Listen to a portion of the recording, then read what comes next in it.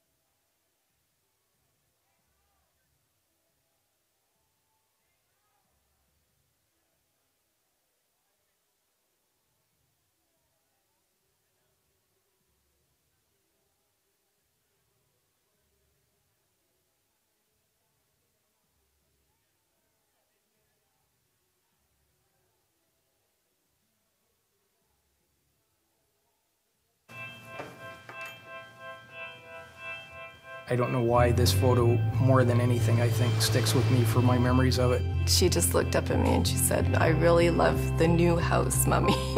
Would you give up that memory for money?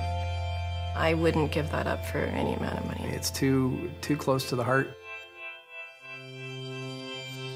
A comprehensive financial plan and an Investors Group consultant will help get more out of your money so you can get more out of life.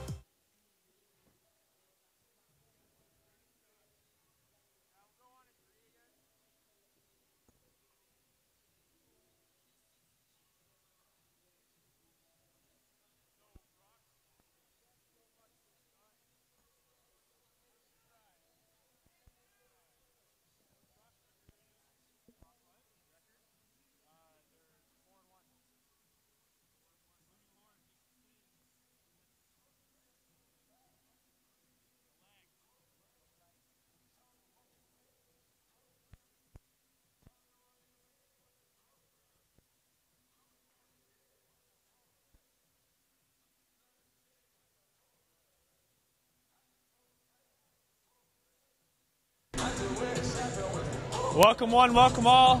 I'm Drew Bitsky, and you're going to get another taste of Gee Gees basketball live from Montpetit Hall in the heart of the University of Ottawa campus, located not but a stone's skip away from Parliament Hill in the lovely Ottawa in Ontario.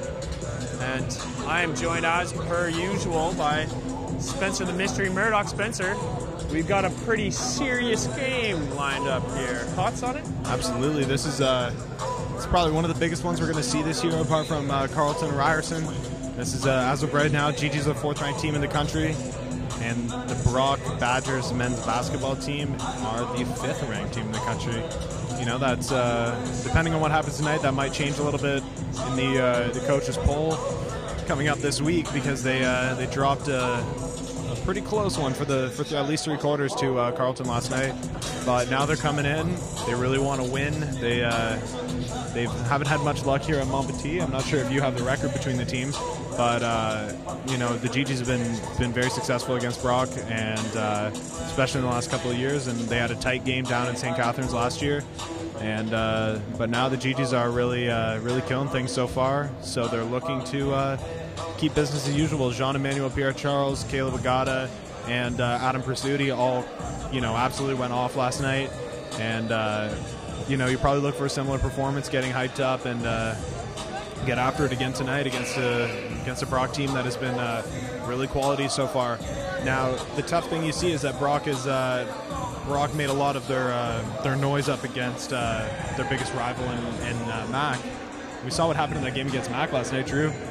Mac didn't look like much of a trouble for Ottawa, and that could be a function of, you know, it's a big game. It's a lot of energy, a lot of nervousness coming in on the road in a packed gym. But at the same time, if Brock, you know, is used to playing a team like Mac in those big games, then, you never know how good Brock actually is, and they do look, they're a lot of talent, a very deep team, and Coach Kissy has been, has had a great track record so far there at Brock, and has built these players up and built this program up to get to a place where, there's little doubt that they're going to be, showing up somewhere along at least deep in the OUA playoffs and potentially in the U Sports Final 8 maybe in Halifax. So as of right now, this is just we're going to be locked and loaded, excited for another game. We're happy to be here, bringing it to you for those that can't be down here at Montpetit Hall. Or those that choose just to take in know. our lovely voices on the airways. But hey, we definitely have a great game ahead of us. All smiles over on the Gee Gees bench. They're looking like they're ready to have a great time. And on the other side, it's all business for the Brock Badgers. Danielle Gotti, Ryan Bennett, Janelle Simpson are three names that you're going to have to keep in mind for the Brock Badgers. All guys scoring over 10 points and getting it done on the boards, as well as a few assists here and there. And for the Gee Gees, anyone but Caleb Agata. Oh wait, that guy's unreal.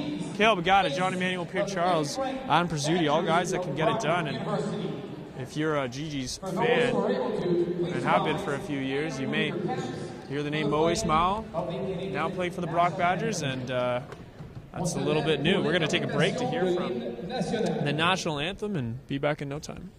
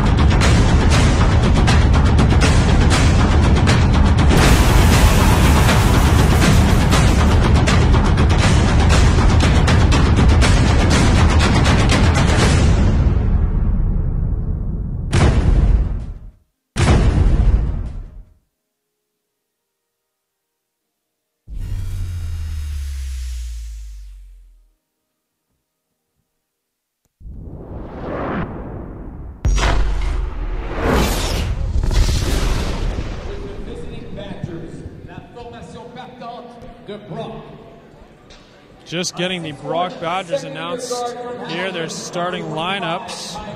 Number 25, Tyler Brown, the outdoor rec student from Hamilton. Trevor Thompson also getting the start, the fourth-year business administration student. Ryan Bennett in there for the starting lineup. And going to be rounded out by Janelle Simpson and anyone but, Danielle Gotti. Joel Simpson with those 14.2 points per game, shared with his teammate Danielle Gotti. For some reason, I always want to call him Brock Gotti. Well, that's probably because you say Brock Gotti. Yeah, who's that? I don't know, but he pretty much is. He's carrying that team. He's just about everything you get from Brock. Leading the team in rebounds and points. Up there on assists, and three-point percentage. Second in field goal and 1 in minutes played for the team. Danielle Gotti, 13, definitely the man to watch. He was played for WCI, I believe. So I had a few games against them. I don't think he was playing for them at the time because we beat them and he's unreal. So who knows what's going to happen. As we get the starting lineup for the Gee Gees, JPC getting the nod at the big man. Brody Miracle, of course, back in there. Kale Bagata, Adam Pizzuti, and it looks like Matt Plunkett are going to round out the starting five for the Gee Gees. So I think we've seen many a time as they are getting fired up down there. Kale Bagata in the middle of that little pump-up circle. I'm not sure what you can call it, but we got some football players in the stands. I see some soccer players. QB1, Derek Wendell. Louis the Leg, yeah, OUA MVP, Louis the Leg Ward, QB2, Victor Twinstra in here. Also shout out to the St. Patrick Irish, they made an appearance. Their head coach Victor Paula, who's gonna get on Victor the mic. Paula. Victor Paula. We're gonna get him on the mic. The voice. You'll hear him, just the Pan Am voice. absolutely. We're getting excited here. JPC all business as he lines up against Danny Elgatti. And this is going to be a pretty competitive tip-off as it goes to the Gee Gees. Handed it to Pizzuti there, and he's guarded tightly by Tyler Brown. Kale Bagata with it, finding Pizzuti, and that's a turnover early on. Brown going to lay that one in, barely gets the roll, but an easy land for Tyler Brown, and Badgers are up by 2. Pizzuti dribbling it up, kind of shocked by that play there, but they're going to keep the ball rolling. Kale Bagata crossing over. Great defense by Brown on Pizzuti, but into the hands of JPC. He goes right at the rim, and that one goes off the back glass for a missed field goal. And one of the things we're going to see right away is that the Gee Gees went away from their altered lineup that they had against Mac last night and put Brody Miracle back in. Decided to go big. Obviously, this Brock team is one of the bigger ones you're going to see match up pretty exactly with the Gee Gees. You'll see here as Brody Miracle causes Trevor Thompson to travel there. Yeah. But you know, this is something that you're going to need the big guys. You're going to need to have big performances. It's going to be grinding out. They gave Carleton just about every single thing that they could handle, and you know, now it's going to be didn't get the win there. Absolutely, but they pushed them right to the brink, especially deep into that third quarter, and Carleton, you know, flexed their muscles a little bit in the fourth and broke through. As Jean-Emmanuel Pierre-Charles gets the Gee Gees on the board, ties it at 2 with 8:39 right here at the beginning of the game in Montpetit. Glad to have you with us. Tyler Brown making the Gee Gees pay early on. He's gotten all 5 points on the Brock Badgers end with a nice 3-ball there. Adam Pizzuti trying to bring it back, finds Brody Miracle down low. He's guarded by Trevor Thompson. A big man matchup indeed, both big, strong guys, and Brody Miracle using those elbows, getting just enough space to put that shot up, and we love to see that from the big Brody Miracle machine.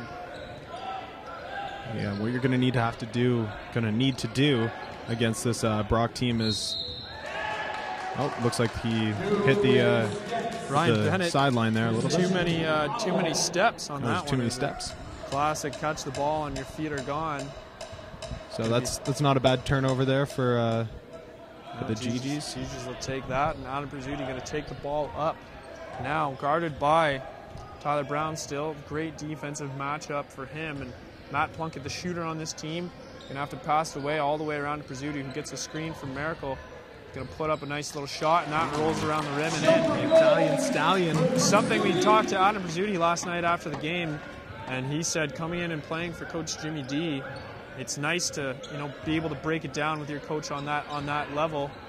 And, you know, coach is saying things like shoot more, you know, don't be afraid to this, don't be afraid to that. And it's really good for a player like Pizzuti, who's already elevated his game so much in his intercollegiate career, to come here for the last year of his career and have a coach that just wants to see him succeed. As Brody Miracle doesn't get that one, but JPC there to clean it up, and he'll go up and in and get the foul.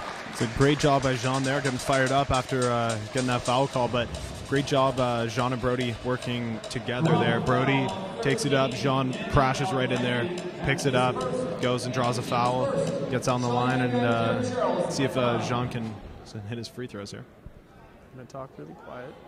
So that no good on the first. No go. Jean seems to be a pretty good corrective free throw shooter. If he misses one, he'll usually make the other. We hope he does. Gets the lucky bounce on that one. And the ghost bounce. Gee Gees are up 7-5 with 7 minutes left in this first quarter.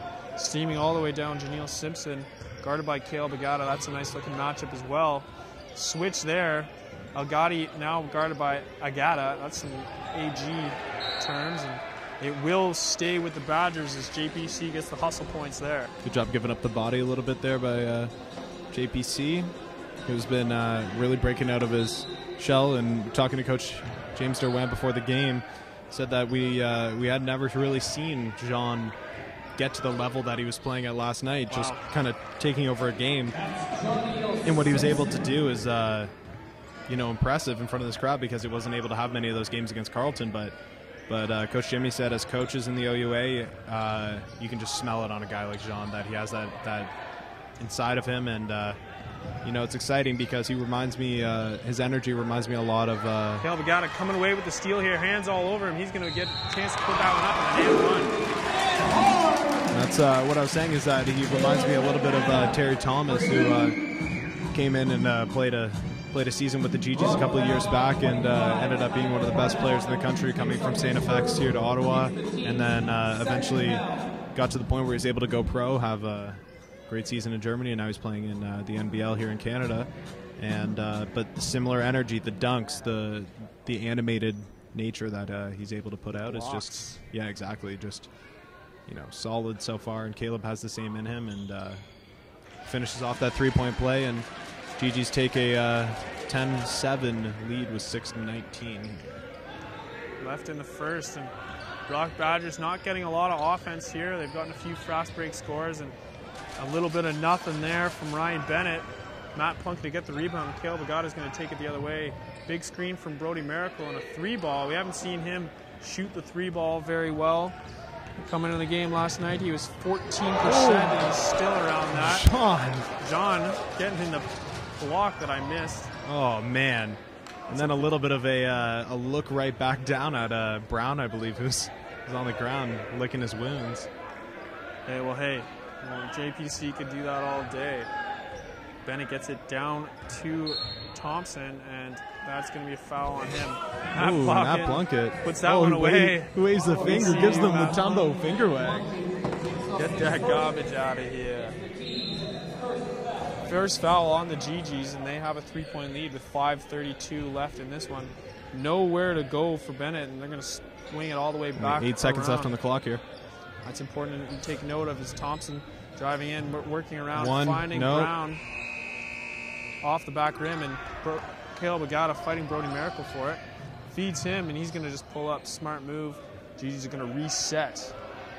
Agata guarded by Janelle Simpson, and that one's taken away. Caleb Agata hits the deck pretty hard, and you see in his face he's not happy with that. A nice shot by Janelle Simpson. And Brock within one now, is just break the 5-minute mark. Pursuti running the point, trying to get his team to settle down, finding Agata. Threads that. Plunkett wide open. Great job by Caleb Agata to make the extra pass. Reservation for three? Definitely, of course. Reservation for three. Adam Pizzuti, Caleb Agata, and Matt Plunkett all invited, along with Janelle Simpson, who almost got the steal but did not. Ryan Bennett dribbling around. Great looking player there. Finding Brown.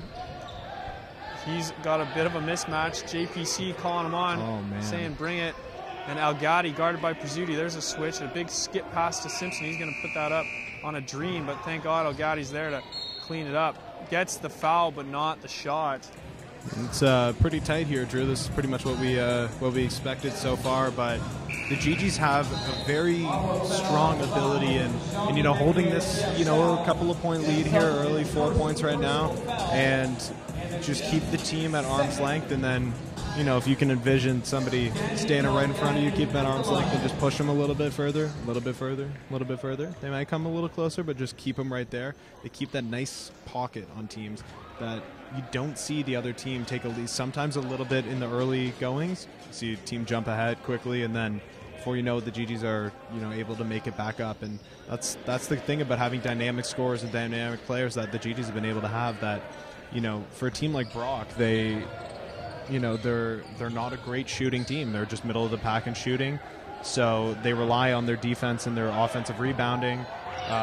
Some lazy passing here by the Gee Gees is playing in the hands of the Badgers. Talking about defense, JPC is going to take it to the hoop and get the reverse lay. And the other thing to think about here in this game is the depth of the benches. Of course, we know the Gee Gees have a great bench as we see 12-gauge Sabin coming to the scorer's table, but will the Brock Badgers are they going to be able to keep, as we see Daniel Kerr, Michael Asmoto checking in, as well as Cassie Ryan, who just got those ones. And John's a little bit frustrated there after coming up with that big block that he didn't have somebody there to, help him clean up off the boards there. Brock, second chance opportunities. Pursuti getting a lot of pressure from this Brock defense, and Matt Plunkett left wide open. He's 2 for 2 on the night. You don't want Matt Plunkett to get hot. See his brother in the stands here. Probably loving that. And Michael Asamoto going to bring it in and take it right to the hoop, trying to spin around, but that's picked off by Brandon Robinson. He has numbers. Who's he going to give it to? Oh, Caleb Agata with the stutter move, and no dunk, but that's all right. 20-13, the Gee Gees leading with 2:57 left in the first quarter. Timeout for the Badgers and timeout for us in the booth. After the final ball has flown and the final catch made, and the last screaming fan has left the stadium, the ball is passed from one team member to the next so the players can sign their names. But of all the names, there is one on that ball that is perhaps the most important. That name is Wilson. Good luck this season.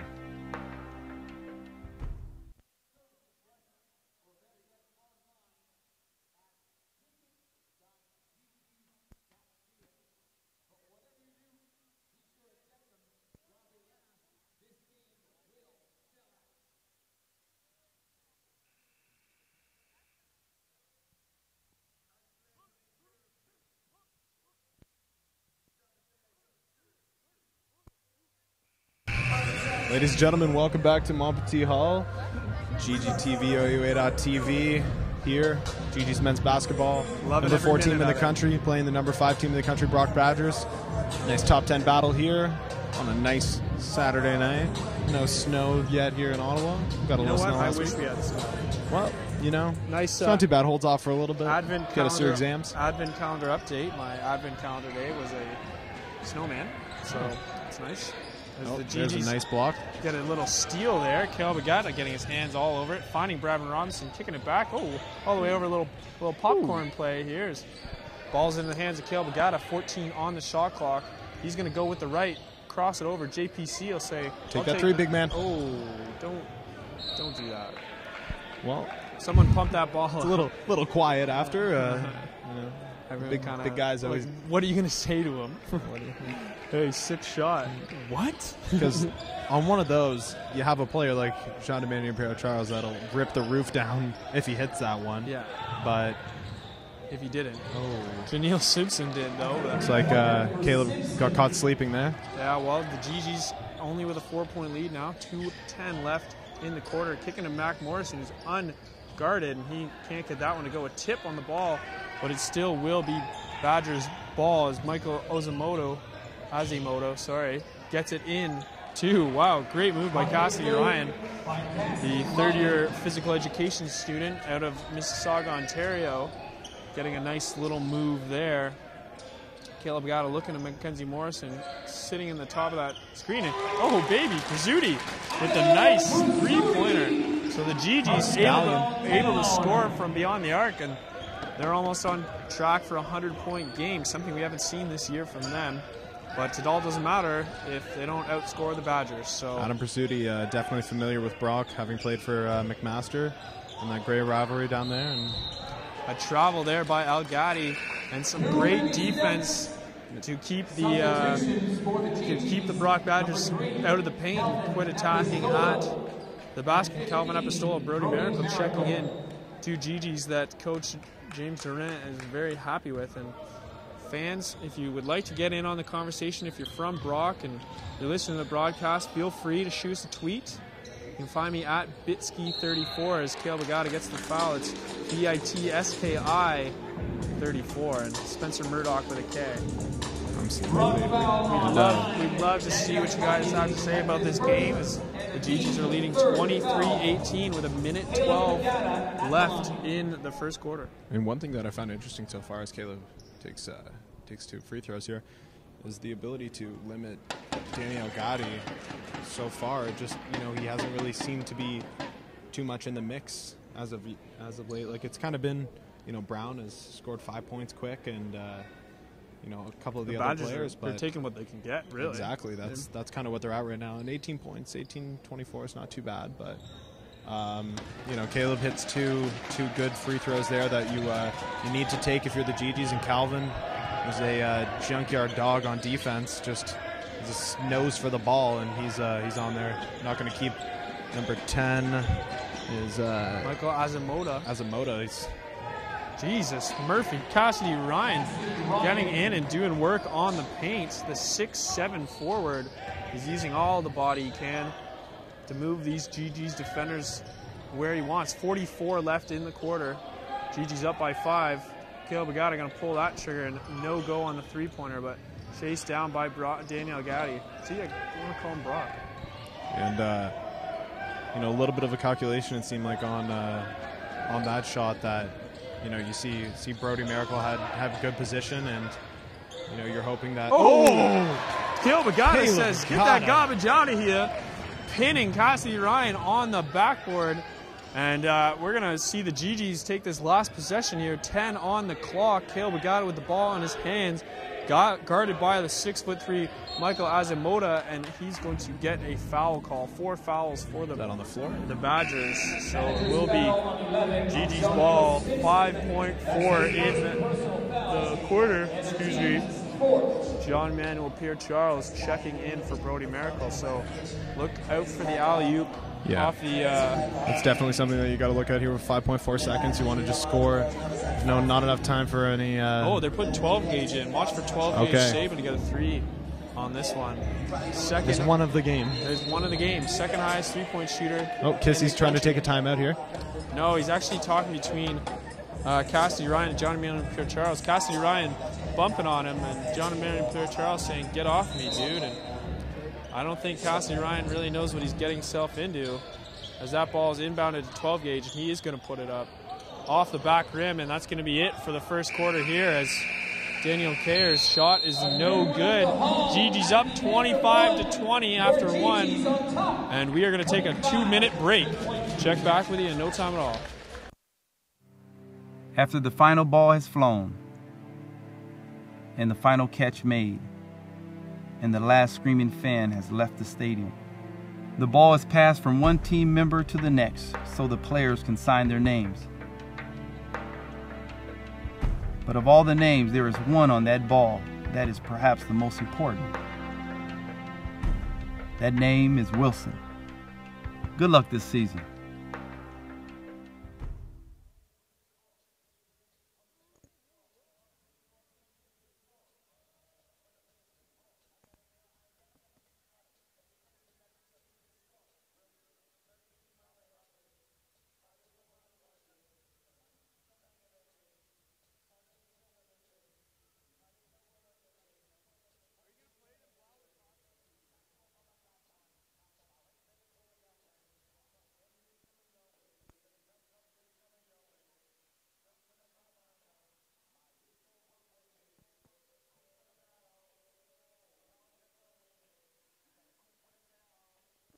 Welcome back to the action. Gee Gees and Brock Badgers. You guys are going to have some nice replays on your feed there. If you want, you can tune us out. But we're talking about 2 top 5 teams in the country showing up, showing out, and we definitely have ourselves a game as the Gee Gees pouring it on early on, but the Badgers able to chip away and stay in this game. A 5-point after 1 quarter. That doesn't mean the game's over for sure, but would you be surprised if the Gee Gees go on a little run here? No, that's what I'm assuming that Coach Jimmy would like to see. Push Brock a little bit harder than they could, and that comes as part of ratcheting up the defense here. And if you keep Brock off the scoreboard, keep him making bad shots, or keep Jean blocking like that, get in his face, a little bit of bad blood here. Is that Cassidy Ryan? Looks like he got called for a technical. That's okay. But you might have to have John calm down a little bit here because you don't want to get him kicked out. Hey, they were exchanging some kind words, I'm sure, back and forth under the basket there as the ball don't lie. Janelle Simpson can't get the first one or the second one. And he's hearing it from the fans here. Wow, that's pretty embarrassing. He didn't get either of the shots. Ouch. And but JPC coming off, and he's getting it all from his coaches. Love to see the pressure put on there. And Gee Gee's playing with some heart, which could be the difference. Janelle Simpson gets it to Cassie Ryan, who just got blocked, and he will get a blocking foul. Maybe trying to do a little too much, but that's all right. And Spencer, looks like you got some stats to share with us. That I do. So the first thing that I'll talk about is just the balanced scoring from the Gee Gees so far. You got Caleb Agata with 7 points, Matt Poinka with 6, Jean-Emmanuel Pierre-Charles with 5, and Adam Pursuti with 5 as well. Then the only other scorer in the game is Brody Miracle with 2. Gee Gees are shooting 52.9% from the field. It's a pretty solid clip, something that they've been doing throughout the year. 9 of 17 shooting, 3 for 7 on threes, and 4 for 5 on their free throws.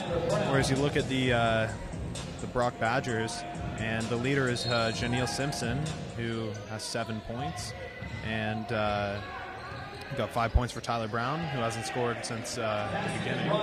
And Cassie Ryan's getting a little bit stuff going here that should give him 6 points. Yeah. But one of the interesting things is Danny Elgadi is only held to 2 points so far. And Simpson is those are a free scorer. throws. And exactly, so you definitely, Simpson might be scoring a little bit, but Brock's best offensive attack is when Simpson and Elgadi are scoring together and scoring nearly 30 points a game between the two of them. And, when one of them is only scoring 2 points and the other is only, at 7 right now, so he should, get pretty close. But it's something that you can't be too mad at. But right here, as we look at this, is a 3-point ball game. Caleb misses his first free throw. 3 for 4 on the night, so there he is. Makes it back there. But I'm taking a look at these stats, and I see that the Gee Gees have only collected 1 offensive rebound. That was John Emmanuel Pierre-Charles. Don't know, these aren't 100% accurate, but they're fairly accurate, and that's a good job by the Badgers, who bring this within 2 of limiting the Gee Gees' second and third chance points, because those are where you get the dunks or you get the nice plays that not only get scored on, as we see a beautiful pass by Calvin Epistola, who leads his team in assists. Those second, third ones are the ones that not only hurt your score, but they also hurt your ego. So good job by the Badgers to limit that. And Cassie Ryan having a great game, taking a little heat there, but he's playing hard. The ball goes to him, and off of Cassidy Ryan's leg, it will be Gee Gee ball. And this is exactly what you wanted to see here. You get that nice backdoor cut on the offensive end, and then force a turnover on the defensive end, and then you have the opportunity for the Gee Gees to come back through and build up a little bit more in that lead, because you want to just have a little bit more room for comfort and room to, have those dunks and have the open threes and stuff like that. So it all starts on the defensive end, and the Gee Gees are a defensive team this year, and they're definitely not that happy that Brock is up to. Caleb Agata not going to get any call off the miss of Gage Saban, and Janelle Simpson, ball don't lie the other way. Calvin Epistola going to bring in and set it up for the Gee Gees. Interesting shot there by the team, but collected by the Badgers and the other way. Tyler Brown into Cassidy Ryan, who's having a great game, skips it all the way across to Ryan Bennett, who finds his friend Janelle Simpson. And Cassidy Ryan with another collection there, and off of him that goes out of bounds. Oh, check out who's coming in. Number 15. I'm not sure if I'm reading this right. I'm sorry. I've never seen this name before in my life. I know. Mo Ishmael? Who's that? Mo Ishmael, former Gee Gee. Came in with the class of Caleb and came up with Caleb and Mike and those guys, and they were very close. And Mo eventually wasn't able to get as much playing time as he could have hoped, and his role was a little bit changing. And you know, he took a year to focus on school a bit, transfer over, and now he's at Brock trying to find his place in that offense. But identity. You know, he must be happy to be back out here on Montpetit for the first time in 2 years. In a different uniform. Feeding it to Caleb Agata, who wrestles around down low. It's good buddy Caleb Agata take a couple points on him. Gets a few rebounds to earn himself a point. Gee Gees are up by 6 with 7:04 left in it, and a lot of action there by Tyler Brown, who worked his way to the rim, and he's going to be shooting 2 from the charity strip. Tyler Brown, one of those guys, he's listed as 6'1". I'm not too sure about that. Maybe if Adam Brazudi's 6'2", then there's no way Tyler Brown's 6'1", but he's one of those guys just all speed, and that transfers over to a nice jump shot. He can really rise up on that jump shot, and we'll see right here. No good on the first one. No good on the first one. Nice looking shot, but not a lot of noise being made here. Yeah, well, hey, that's the thing, you gotta whisper. Well, you'd hope that the Gee Gees fans were you know aware what? enough. Their Gee Gees fans are very respectful people. You know, it's one of the greatest fan bases in the world, I think, of the 50 of them that I've met. Anyways, back to it. Brandon Robinson finding Caleb Agata. He's guarded by Bennett, and now they switch Miracle and Bennett, and a beautiful skip pass to Prizzuti. We know he can make that shot, but off the rim, Miracle collects it. Brody the Miracle Machine, he's going to take it all the way to the hoop, spinning on his defender and getting the roll. No, it does not go, and it will be Brock Badgers ball. Trevor Thompson playing some nice defense there for the Badgers. Guys, this is 6'5". He definitely looks bigger than 6'5". And Tyler Brown will be running the point here for the Badgers. Clicks it over to Thompson, who finds Elgatti down low. We haven't seen a lot out of him. And immediately, Caleb jumps on that ball and comes away with the steal. Brandon Robinson dribbling, only 5'6". Yeah, got to get it across half here. Caleb does that easily. He has to tuck his jersey in, but he'll just take a 3 and bangs it. How do you like that? Talk about timing from Caleb Agata, and just like that, we have an 8-point game. And a little cross canal update here. Connor Wood has 8 points already for the Ravens as they are leading MAC 19-10 over the Ravens Nest, and keep an eyeball on that one throughout the game. But we're focused right here. Prizzuti, nice reverse move. How do you feel? Hangman got the hang time. It's Tyler Brown looking to answer back. He's going to drive it right to the hoop. Takes a long time to kick it out, and that's a turnover. Finding Caleb Agata. Looks like the pass was intended for Robinson, but he'll kick it back to Prizzuti. Thought about shooting it, but instead he'll wait for his big man to come on down, put a screen on it. Robinson going to drive right to the hoop. Gets the... Should have been a foul there, but I'm not a referee. Looks like the refs are keeping the whistle swallowed. Yeah, that's all right. Oh, Mo kicks it all the way to Bennett, and he's going to travel. It's the second time we've seen him do that, so Coach Gissy not going to be super excited with that, and he's going to have to take a timeout. So Gee Gees get the timeout call with a 35-25 lead. We'll check back with you soon. After the final ball has flown, and the final catch made, and the last screaming fan has left the stadium, the ball is passed from one team member to the next so the players can sign their names. But of all the names, there is one on that ball that is perhaps the most important. That name is Wilson. Good luck this season.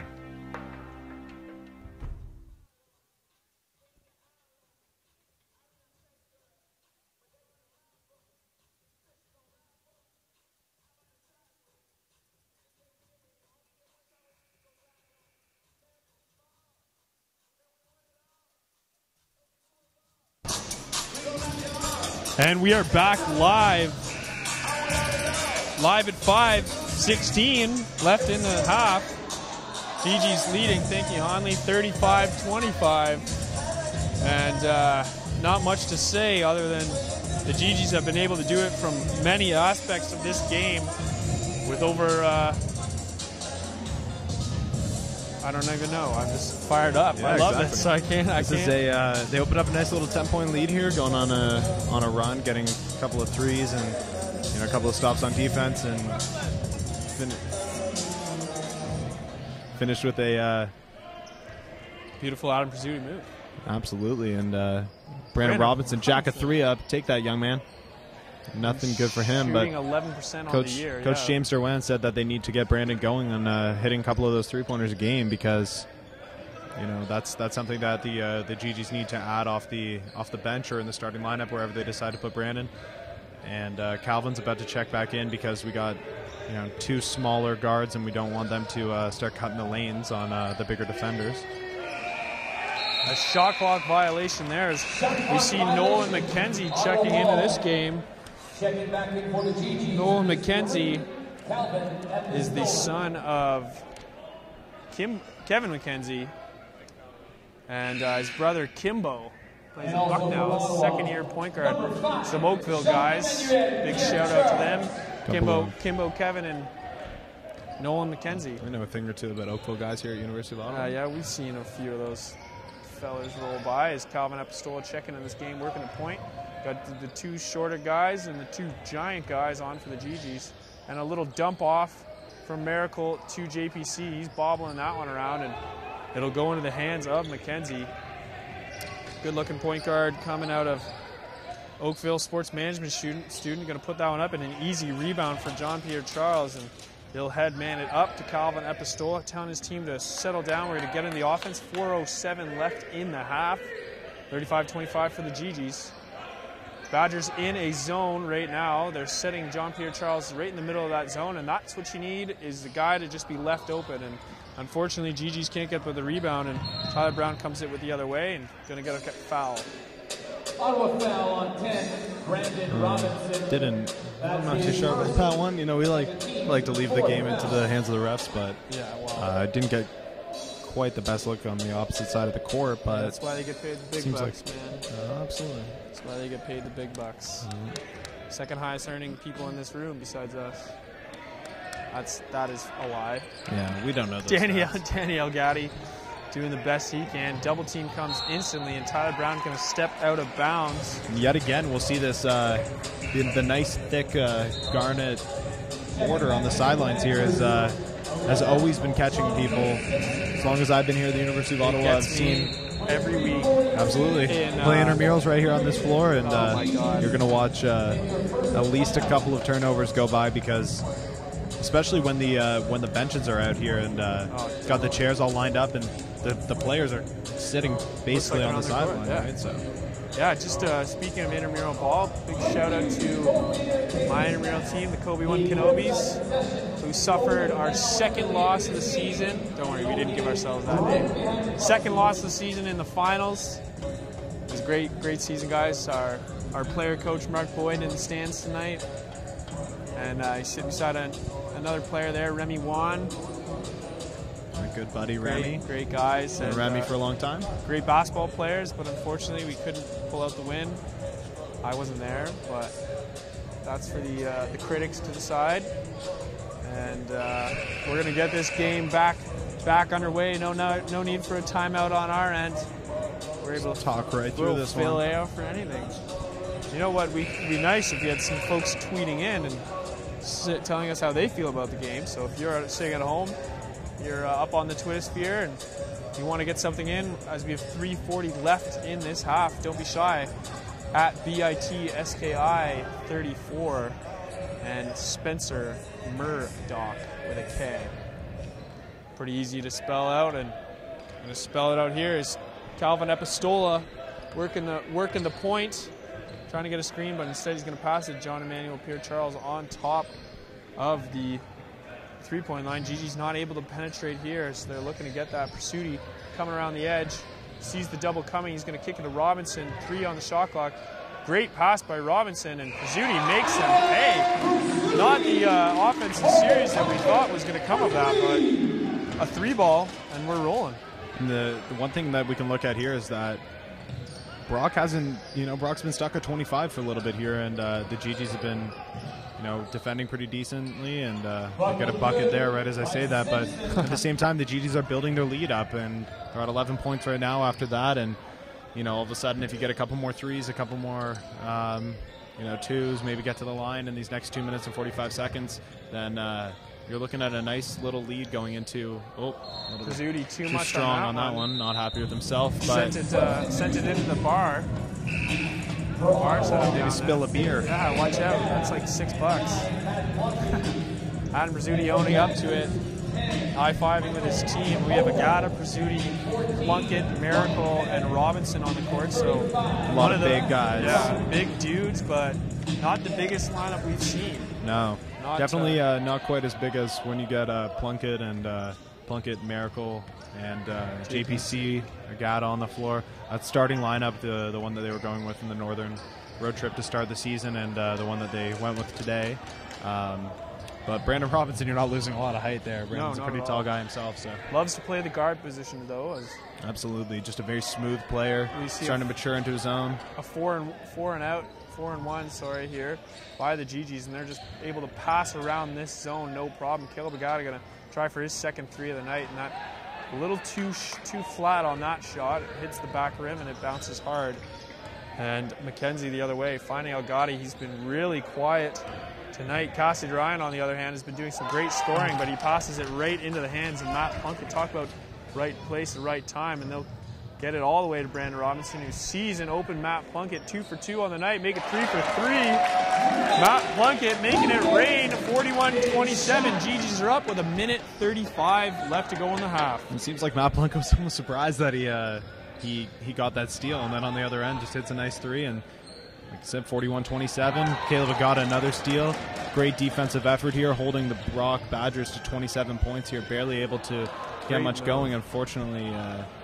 Seems like he maybe put an extra step in there a little too. Bennett's going to pull that. And a lot of air on that ball as we hear. Matter-of-fact call from the crowd. Yeah, thanks for that one there, kids. And Pizzuti getting a bit of trouble by Michael Azamoto, and Brody Miracle wide open, kind of surprised what's going on, and he's going to get the frustration travel. That's okay. It's going to give an opportunity for Janelle Simpson and Tyler Brown to check in as we have 58.3 left in the half. And you can see Coach James Derwin kind of wiggled his finger a little bit at Brody, just telling him turn the other way. It's like in football when the quarterback throws it right in the hands of the defender and they just drop it because they have no idea.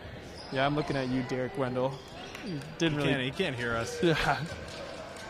Anyways, Caleb getting that rebound, padding his stats up nicely, and he's going to cross it over, loses his defender, and who's there? Matt Plunkett. Oh, baby.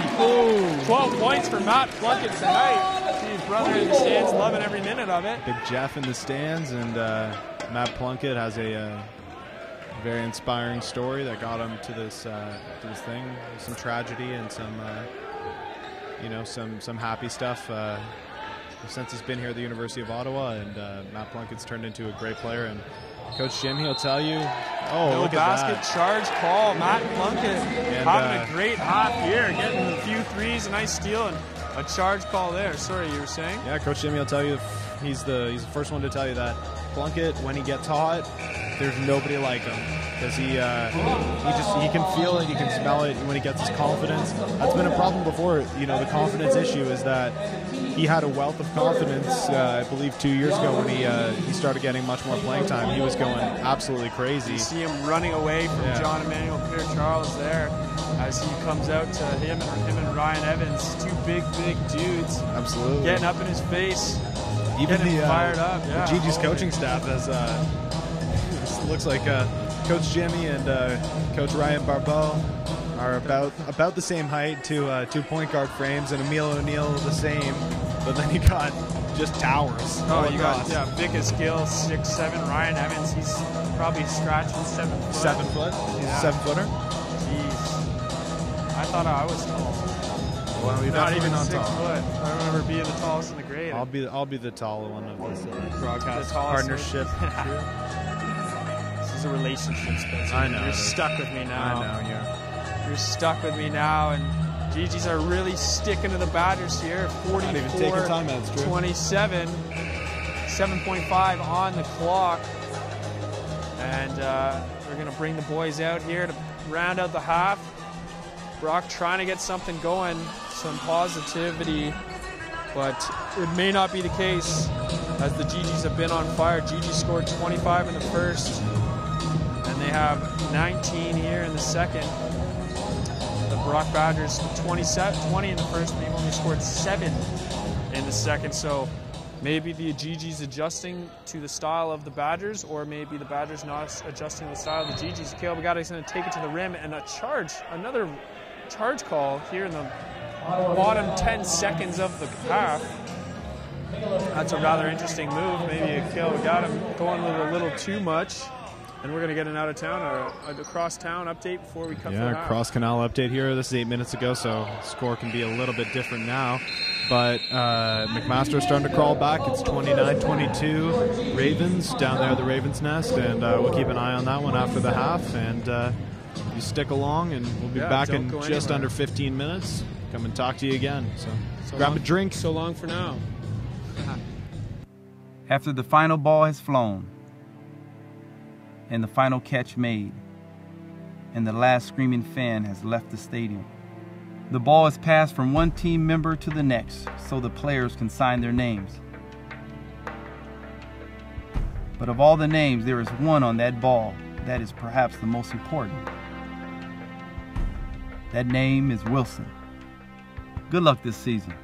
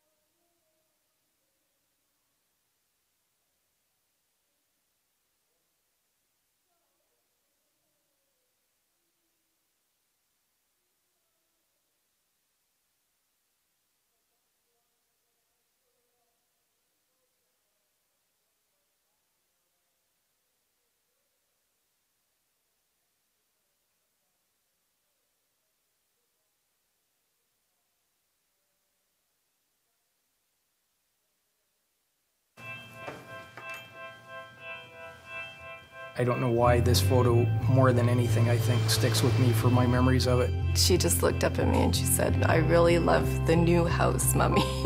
Would you give up that memory for money?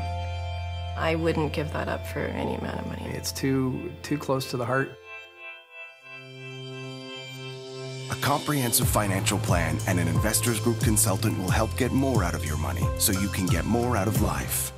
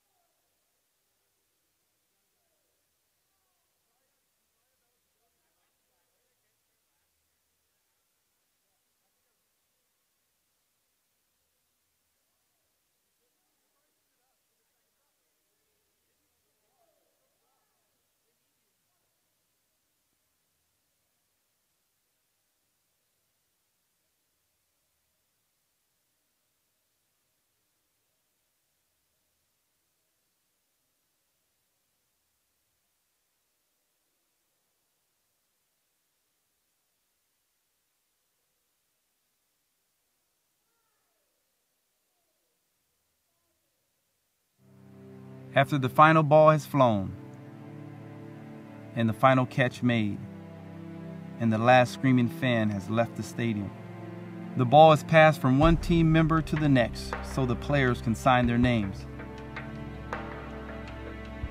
But of all the names, there is one on that ball that is perhaps the most important. That name is Wilson. Good luck this season.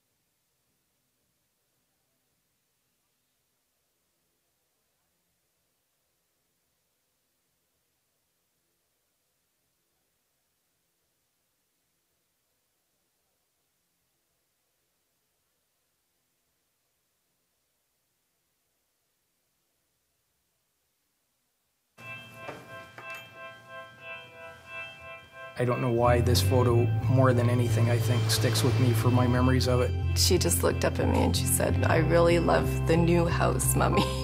Would you give up that memory for money? I wouldn't give that up for any amount of money. It's too close to the heart. A comprehensive financial plan and an Investors Group consultant will help get more out of your money so you can get more out of life.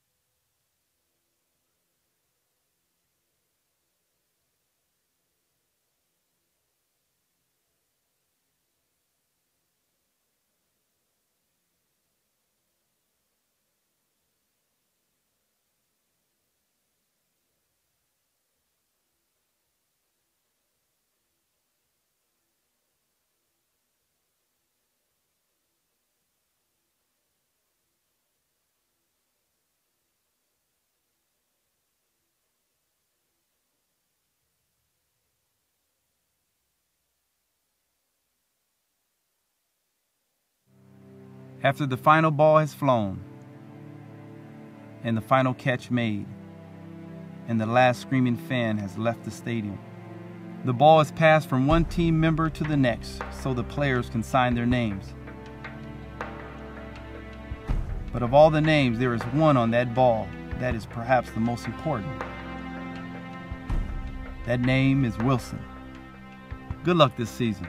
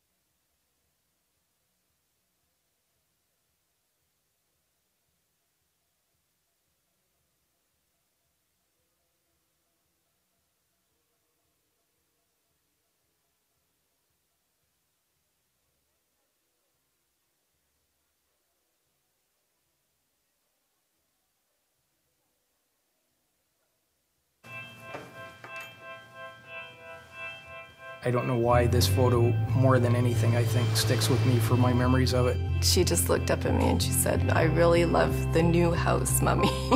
Would you give up that memory for money?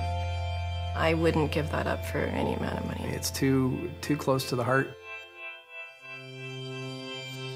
A comprehensive financial plan and an Investors Group consultant will help get more out of your money so you can get more out of life.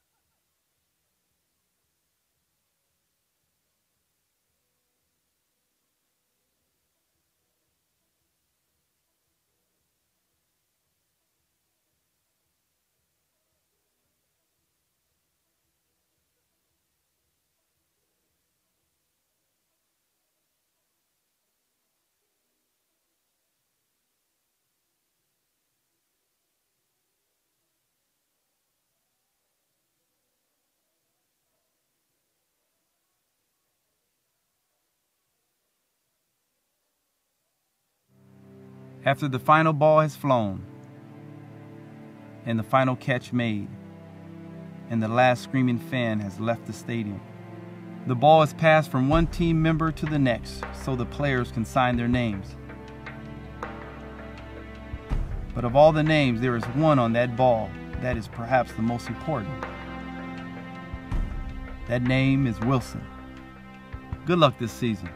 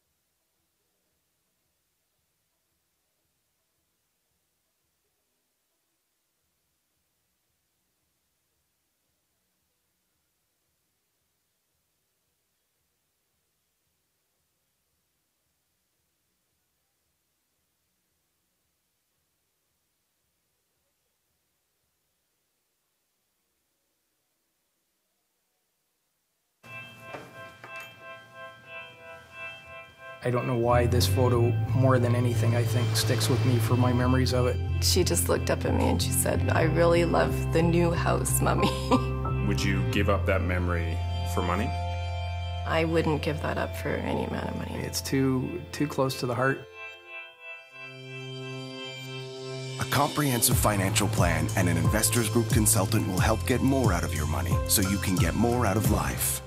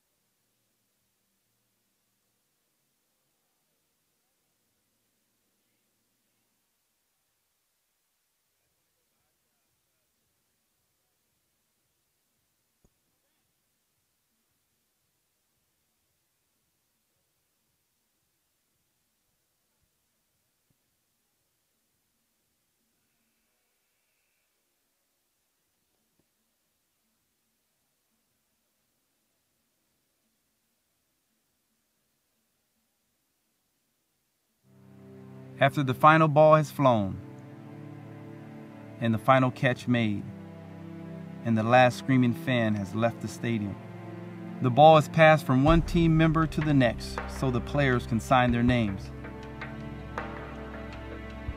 But of all the names, there is one on that ball that is perhaps the most important. That name is Wilson. Good luck this season.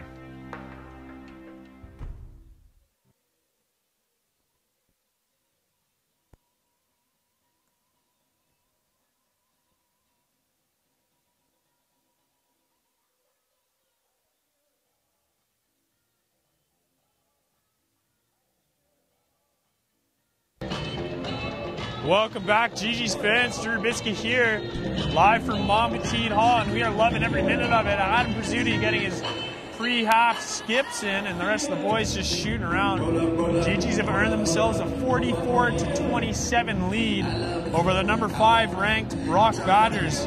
Highlighting all the scoring from tonight has to go to Cale Bagatti. He's got 15 points on 5 of 11 shooting, 1 for 4 from 3 points, so not very good on that end, but otherwise, he's doing great. 15 points, 3 boards, 3 assists, 4 steals. He's really filling up all the stat columns there. And, of course, Matt Plunkett getting it done from beyond the arc. He's 4 for 5 on the day. 12 points, 1 board, 2 steals. So the Gee Gees are forcing some turnovers. 15 turnovers for the Badgers tonight. And the one thing that the Badgers are doing better than the Gee Gees is rebounding. They're out-rebounding the Gee Gees on both offense and defense. 20 rebounds for them, 14 for the Gee Gees, so a low rebounding game for everybody, but taking a look at some more of these stats, Gee Gees 5 for 7 from the strip, 7 for 16 from beyond the arc, so they've surpassed their average this season of 7 3-pointers a game and are looking to make a few more. 45.7 on the night from the field, so a lot of positives for these Gee Gees team. When we go up and look at Brock, they're only shooting 39%, and it is lit tonight in Montpetit Hall. Spencer, how are you feeling about it? Feeling pretty good. This is a solid performance here by the Gee Gees so far, and like we said, it's a game of keeping a team like Brock at arm's length a little bit, and then starting to push off as you go through the game. And 44-27 lead here could have been extended a little bit further had there been a little bit better closing right at the end of the game there, but as of right now, the Gee Gees have to be happy with the way that they've been playing, and we definitely are. This is it's an exciting game. It's not quite the high energy contest that it was last night with the dunks and the big blocks, but there's been some of that, and we'll let that happen. Yeah, absolutely. You never know what's going to happen in the second half here, and yeah, I'm excited for some more basketball. Interesting to note, Daniel Gatti has had 2 attempts from the field as Adam Prizzuti misses that one. 2 attempts from the field for Daniel Gatti, and he hasn't made either of them. So the only 2 points of his game coming from the charity strip, and the 5 rebounds, it leads everyone in the game, and That one is just thrown out of bounds by Janelle Simpson, who is leading the Brock Badgers with 9 points. Prizzuti to bring it up. He's guarded by Tyler Brown, who has 8 points in the first half. Gee Gees setting up the offense here, really trying to get into the hands of Agata, and they do. Agata working it around, looking for a backdoor cut. He's going to pass it back to Prizzuti, gets a screen from the Miracle Machine, and Cassidy Ryan, hitting the deck, getting the charge call there early on. Gee Gees getting a foul. And talking to Coach Jimmy D before the game, what's going to help Caleb Agata in this game, and that is keeping himself under control on the fouls. And Caleb Agata, only one personal foul tonight, so he's doing a great job as that, as Tyler Brown's having a lot of problems getting it by Prizzuti and gets the shot off. Great shot, hand in the face, and Agata the other way. Setting up the offense, keeping Jean-Pierre and Brody Miracle up top, and that ball is tipped by Tyler Brown. Prizzuti takes it in the backcourt and brings it back over. Caleb Agata going to take it all the way, pull up, jump. Oh, ball's all over the place. Mo Ismail, former Gigi, got a hand in there and popped it to Tyler Brown there. The aggressive play of the point guard. And good defense on the other end there. Brody Miracle coming away with the tip steal for Matt Plunkett, and Prizzuti looking to get a shot. Had Cassidy Ryan slipping on Brody Miracle, but he makes his way back. JPC is going to put that one up, and showing his range a bit there after the first quarter air ball, but I didn't say anything. He's a scary dude, but Tyler Brown has one of the nicest guys on the team, Drew. Don't give him that. He's a pretty intense guy, and that's why he's doing so well tonight. Cassidy Ryan, on the other hand, making a shot. That's 8 points for him, filling it up.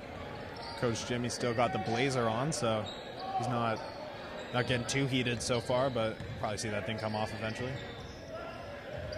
We can only wish, as Adam Prizzuti, sorry, he set me up for that. Caleb Agata crosses over, loses defender, step back on the three, and could not make it, but JPC to clear it up. Going to be a foul on the ground. Looks like it's on the Badgers. They sulk their way into their defensive positions. Kaylee Sora walking in the gym. She's featured on the scoreboard. Great Gee Gees women's volleyball player, leading the Gee Gees women's team to a pretty decent year here in the first year that they've broken into the RCQ instead of the OUA. Yeah, back here in OUA basketball action, we have Caleb Agata, put him on skates, young man.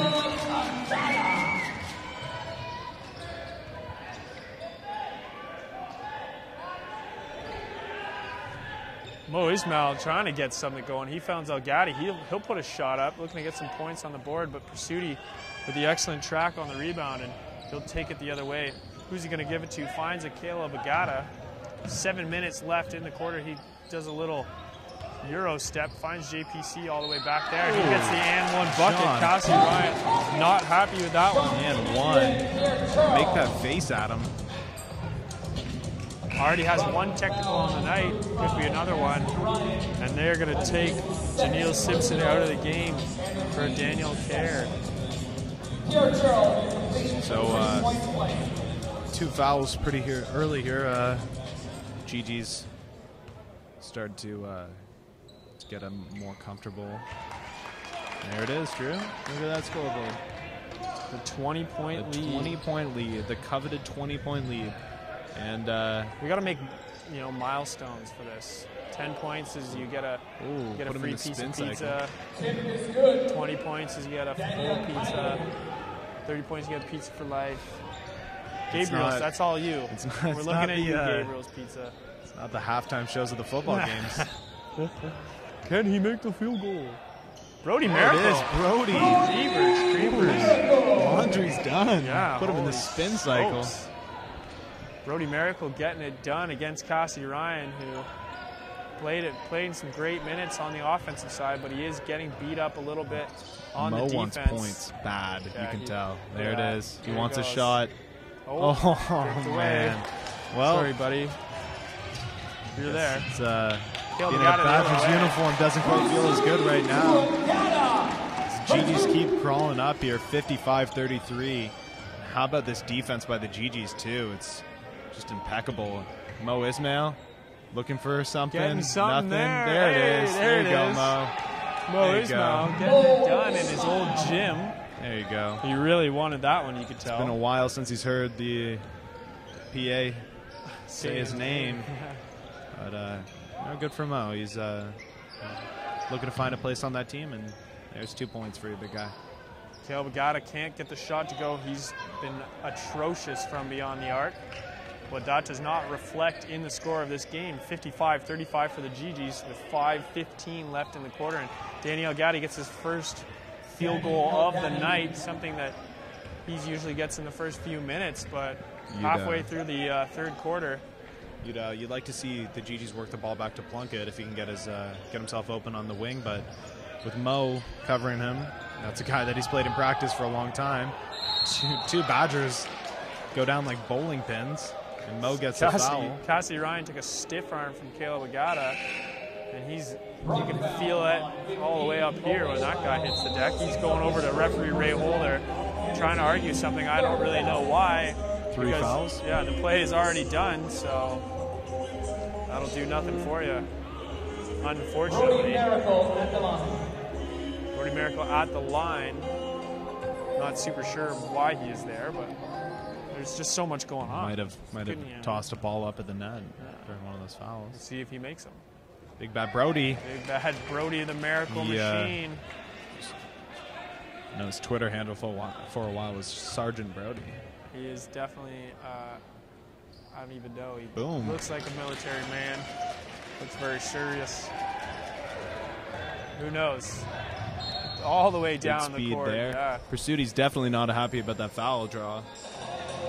Yeah, well, Pursuiti just got caught. He stepped behind Tyler Brown, and I mentioned it earlier. Tyler Brown definitely one of the quicker players on this team, and he'll make you pay. Such a great pump fake by Agati, and that one's tipped by Caleb Agata. Pursuiti the other way finds Agata, no problem at all. A few screens, and Agata turns the corner, gets it in. And now Gotti is definitely just, he hit the deck there and gives up a pass and a bit of an air ball almost. I think Caleb knocked it into the net, and it's been a pretty decent quarter here so far for the Gee Gees. Brandon Robinson wide open, brings it into Brody, getting this post move that we haven't seen really all night. Going to get the call there, and he's going to go right back to the line. 59-37 Gee Gees. Gotti, hands on his head. Just wonder what's going on here. Brock is not, even in the Carleton game, Brock wasn't looking at this kind of deficit. Not until the fourth quarter. I don't even think in the fourth quarter. The game was only a 12-point margin at the end. 22-point margin for those mathematicians at home. So, and that's something to say. You keep talking about the Gee Gees and their, people put them behind Carleton all the time, but go log on to the CIS or OUA website and look at the statistics, and there's not a whole lot of difference between those teams. Carleton scored a little bit more. The Gee Gees have let less, better on defense, and the Gee Gees have one of the best defensive teams in the country. And here we are again, 37 points through, the first nearly 3 quarters of the game, and Gee Gees are scraping at that 100-point mark. Obviously fairly well off as Mo Ismail gets a 3 there. Maybe a little spark up for his team. He's getting much more applause than any of the other Brock players are. That was a 2-pointer, actually. So questionable on that one, and that one's just thrown away. A little miscommunication there between Calvin and Brandon Robinson. Going with a little smaller lineup here. As Plunkett checks in, taking out Brody Miracle. Oh, big full court press here. Two guys that have very similar playing styles in Brown and Calvin Epistola, and just great defenders. Yeah, the pistol. The pistol. Oh, pop my peas there. Popping the peas in the Mont Petit Hall. What? Wow. Ridiculous. Yeah, sorry. Come on. Trevor Thompson getting that one to professional go. I'm broadcaster. sorry. Come Popping the on. peas in my petite. Oh. Ottawa Gee Gees.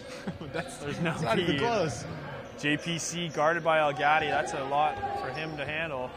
JPC relatively quiet tonight, and he's working around. Going to get the travel 3 and key is what he goes for. JPC Couldn't really do much there. yeah, taking too long to make a move, pass it out. All in all, it's Brock Badger's ball. That was a pretty good little line. I mean, he used that a lot. Tyler Brown getting a lot of pressure from Epistola and finding Elgatti with a nice pump fake. I'm not sure if he was going for the dunk or what, but it is going to be a foul on the floor. JPC getting his 3rd foul of the night. And a mini Jimmy D is checked into the gym. Nice. Coach James Irwin's son, and Elgatti draws another foul on JPC. A little Callum coming in the building. Nice. JPC's going to check out with 4 fouls, 2 coming in the last 10 seconds, so he's not going to be super happy with that as we see him voicing his opinion on the bench. Elgatti trying to take this game over, and he finds the ball to the hands of Tyler Brown. Mo Ishmael gets it. Elgatti again with it on the post, draws the double, kicks it across. Badgers moving the ball around. Tyler Brown didn't make the extra shot, and they were not even close to paying attention to the shot clock. So 14 seconds runs out pretty quickly, especially when you're the Brock Badgers. 59-41 with 2:27 left in the game. Matt Plunkett to pass to Robinson, and Epistola is going to get this ball rolling. Finding Agata, love to get it to him at the top there, and he'll just drive right through the middle and do something exactly like that. Getting the and one. Elgatti talking on the referee saying, man, you got to give me something here. I'm trying my best, but unfortunately for the Brock Badgers faithful, it may not be enough. Spencer? This is just this is something that the Gee Gees have been working on quite a bit, and getting these second chance opportunities. It's something that they haven't, has been the difference in some of the games that they've lost in finals and nationals and stuff like that. Is that they've been able to hit a 3 ball, they've been able to do those things here and there, but not a whole lot on the in terms of turning post play into points on into 3-pointer opportunities and stuff like that. So what they're doing now is they're spreading the ball out. They're putting all facets of the game out on the floor, and that's what you got to do. Brock steps on the baseline there, and they get another chance. But Tyler Brown making a great feed on Brandon Robinson's pass, but unfortunately for him, puts his foot on the line. He's going to hold on to the ball, notably with only 8 on the shot clock. I hope they can take that into account, as that one's taken away from Epistola. Tyler Brown going all the way, and he takes some heat at the end of it there. Shot down there by trying to steal the pass back to the inbounder. Love to see that tenacity, Tyler Brown. 1:33 left in the quarter. It's still been all Gee Gees, 62-43, and a big skip pass. Looks like it hit the exercise bike there. We hope it's all right. And we see Victor Paulo making his way. He forgot that he was going on air. Yeah. And he's laughing. What are you doing? Gee Gees owning big it all. hug for athletic director Sue Hyland there, mom of Kelly Ring, husband of her husband used to be the Gee Gees men's basketball coach. She recently took over the job as athletic director. Great lady. Yeah, nice to see her out at the absolutely games. Great support for these teams, and glad to have her as a part of the team. Maybe we'll bring her up on a broadcast at some point in time. Oh, definitely. She's a great basketball fan and mind. We'll get her to sit in a quarter and take over my job. That'd be pretty cool. No, I love my job. Absolutely. This is the best. Smiles for miles here in the broadcast booth. The Gee Gees are leading 62-44. Trevor Thompson on the line. He's made one, and he's going to make the next one. 1:15 left in this quarter. Gee Gees just have to keep their foot on the gas. Don't need to change gears or anything. Just keep on cruising through to the end of this one as they get the ball moving around, and Caleb Agata too hard on that one. Elgadi's not going to give him the rebound. Elgadi's, you know, when you see some of the stuff, he's got it, getting the steal. Oh wow, there. Sorry. He's a pretty tall guy, very strong. You know, he seems like he's almost that the NCAA type frame of a basketball player. So you can see why he has success. But the Gee Gees have really been able to shut him down. And right now he's covering Brandon Robinson, switches on Brody there. Brody puts it in, and it's just, you know, this relentless attitude. You can be the best player on the team, but they shut you down, as that one is going to be a foul, questionably. Yeah, they shut down the best player, then who's going to score? Whereas if you have 2 or 3 guys that can score, there's always someone to step it up. Of course, on the Gee Gees, there's a ton of scoring opportunities. Matt Plunkett was lighting it up in the first half. We haven't seen him take a shot, but we know if he does, the chances of it going are pretty high. Danny Elgadi, pretty sure he went to Naismith basketball camp, which people from around the GTA, Northern Hoops, stuff like that, they know all about it. Pizzuti's going to check in. 25.7 on the clock. Also, we're going to see Tristan Thompson. No, not the Cleveland Cavalier. Yes, the second-year therapeutic recreation student out of Brampton, Ontario. Victor Paulo making his way up here. We're going to get you in on the fourth quarter there, Victor, as this one's just rounding out. 14 on the clock, 13 on the shot clock. Caleb Agata telling his team to slow down, hold on. Trevor Thompson's strapped in, ready to go for a ride. Gee Gees basketball. And one, baby. 4.9 on the clock. 66-47. Gee Gees trying to keep the 20-point spread here. As I can hear my piece popping. Caleb Agata on the line. Victor, how do you feel about the game right now? Honestly, it's a great game.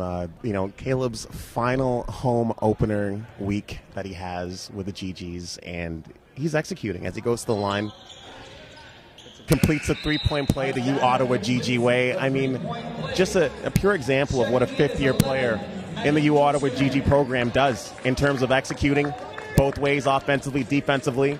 I mean, he's always communicating when he's on the floor and just does everything, which, you know, James Drouin, I'm sure, has been teaching him since day one here at Ottawa. Thank you for those kind words of wisdom, Victor. And fans, don't worry, we'll hear a lot more from here in the fourth quarter. We're going to take a quick 2-minute break as the Gee Gees are sitting pretty with a 20-point lead, 67-47. I'm Drew Rubitsky for Spencer Murdoch. We'll see you in a few. After the final ball has flown, and the final catch made, and the last screaming fan has left the stadium, the ball is passed from one team member to the next so the players can sign their names. But of all the names, there is one on that ball that is perhaps the most important. That name is Wilson. Good luck this season.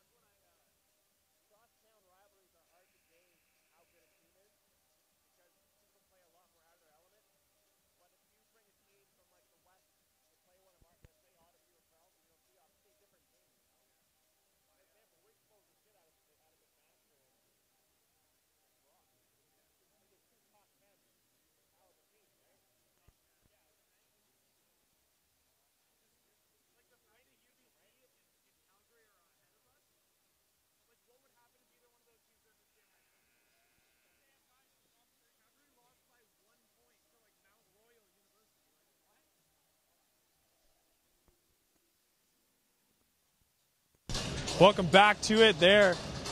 Gee Gees fans, OUA fans, everything going right if you are a Garnet and Gray hopeful. And we're getting a nice stat run up there by Jen Elliott. We're going to break it down for you. Spencer Murdoch, how's it looking? Caleb got 27 points. Oh, baby. Oh, my. 27 and 4 for Caleb, 4 assists.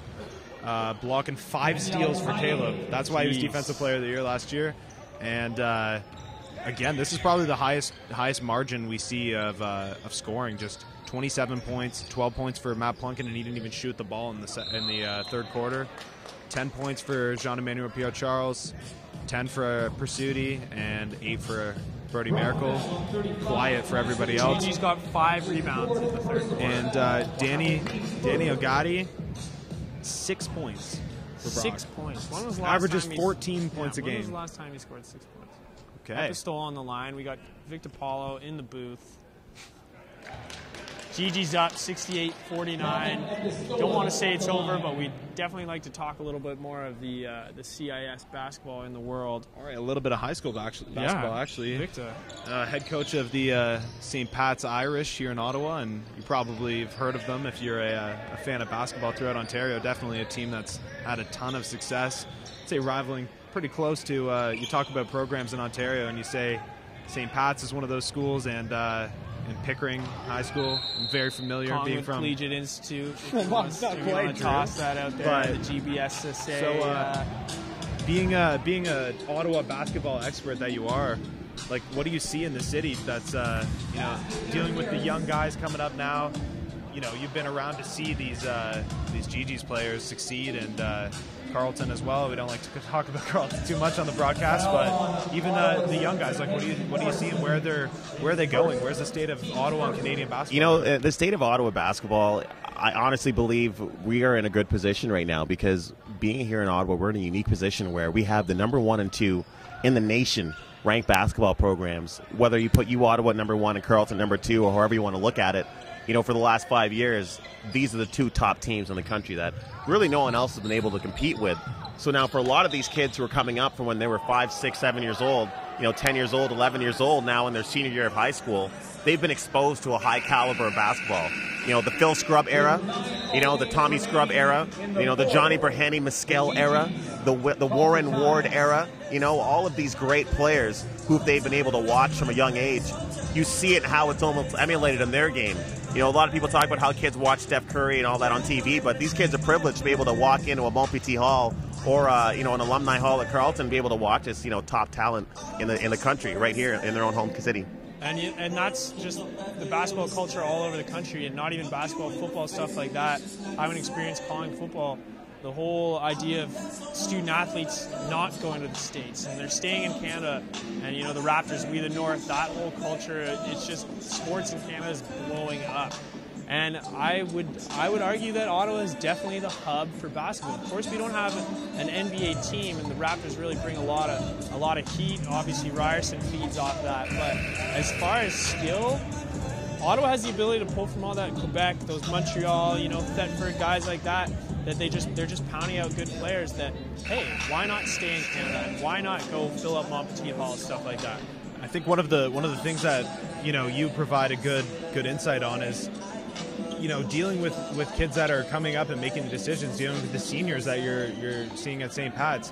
What are their options? What are they looking at when they're looking at options for post-secondary education? Are they starting to consider the CIS more and realizing that their dreams don't have to end at Division I to Division II of a Division III school?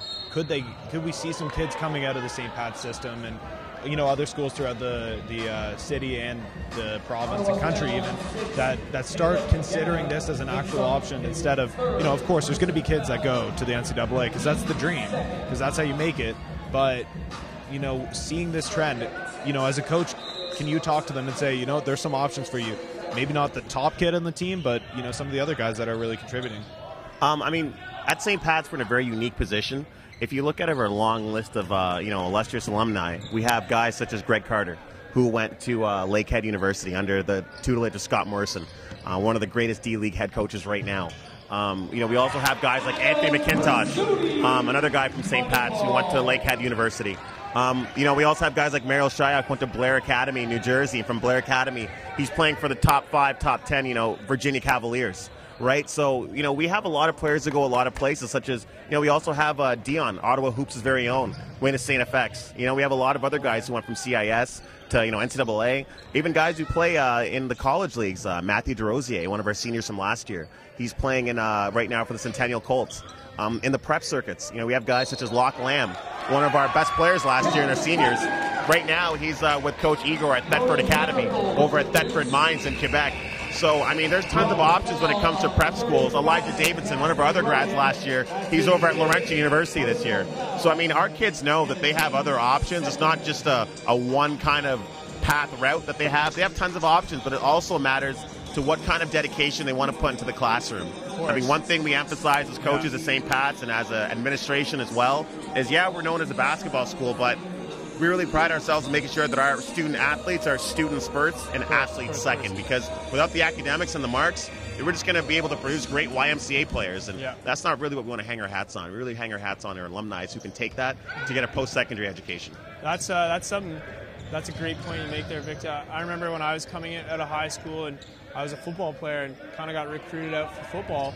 And one of the biggest things is if you go to the States, D2, D3, you're going to get a scholarship. You're going to get almost a full ride, but they own you. And, they don't really care. You have class, great.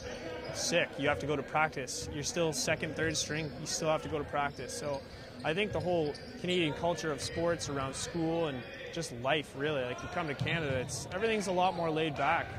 And for players that, they see they're not going to make it D1. They're not going to make it to the best schools in the league, but they're still going to be able to play the game and work their game into their new life because they're growing up. They're getting into a career. And then it's guys like that start, coaching little league teams and coaching elementary school teams, and then that's where the respect and all that you can only really find in Canadian basketball gets passed down. And we have guys like you coming up on our show and making everybody feel great about how. But Drew, I am going to let you know it is a lot tougher because with these kids now, if I'm a student in grade 12, I know that if I graduate, I can go to either the North Pole Hoops Association League, that's a prep school league that just started this year. I can join the Ontario Secondary Basketball Association, another prep school that just opened in the last year or two in Ontario. Yeah, that's and on top of that, there's other prep circuits that are starting to pop up. Prep teams are starting to pop up right here in Canada. Gonna have to pause you there. Presutti made that one from Canada, and the Gee Gees are up 76-52 with just under 7 minutes to play. Sorry, keep going there. We got to keep the fans updated on the time.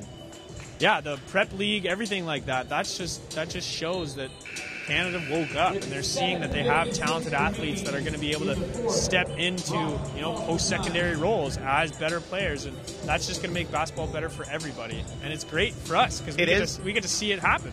Definitely, but now you got to remember these kids have more options now, though, right? Coming out of post-secondary, they do have more options. So what I hope is that these kids don't think that, all right, well, because I have a prep option to go to, I don't necessarily need to graduate my high school with a good enough mark because I can just go into prep and get my marks up. So there's a whole lot of, concept these kids think they might have that might be the right path to go by. But, in my opinion, what we teach at St. Pat's most importantly is in your 4 years of high school, get your high school diploma, graduate with, a mid-70, get an 80 if you can.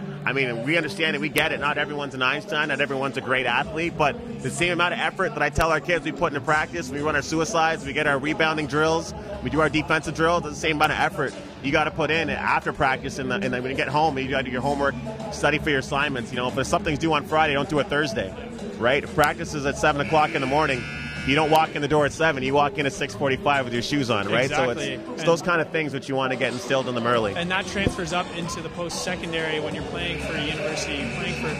University of Ottawa is not going to take someone on their team that was scraped by in high school because they can't.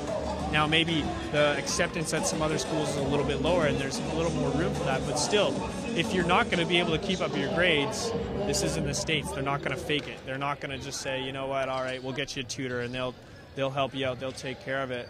You're going to be off the team. So the term student athlete, I know every student athlete that's ever played has heard this, and they're going to hear it a million more times as Mackenzie misses that one off the rim.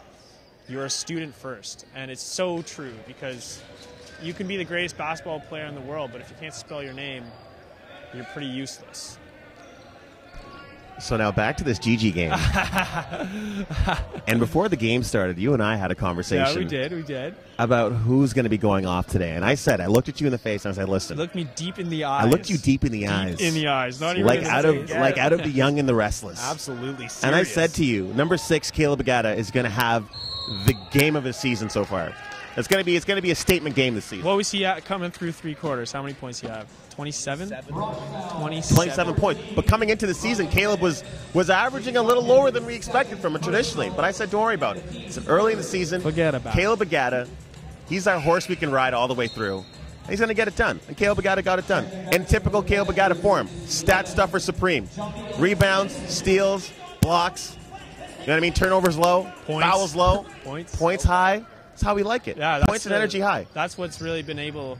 Caleb Agata's been able to keep his fouls low, and then he doesn't have to worry about how hard he's playing on one end or the other, and just keep the tempo up as JPC turns Brock Elgatti there, and Caleb Agata feeds him the ball.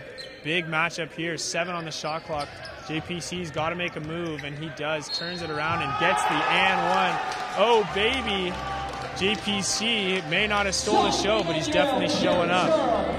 And as JPC goes up and takes that, JPC, an Ottawa guy that's coming in, you know, there's been a decent amount of Ottawa guys that have come through here, but not all the time. Ottawa Celtics alumni. Are they guys that are guys like Johnny, right? You know, there's a guy like Johnny who just comes in and, you know, barely made the team coming out of high school, and then Ottawa Phoenix alumni, Johnny Rahani Mescal. Exactly. Lester B. Pearson High School, Johnny Rahani Mescal. I had a Johnny B poster from first year that I ripped off the front of the fulcrum, and I put it in my back pocket like the other week, and then I washed my pants. So I lost my Johnny B poster.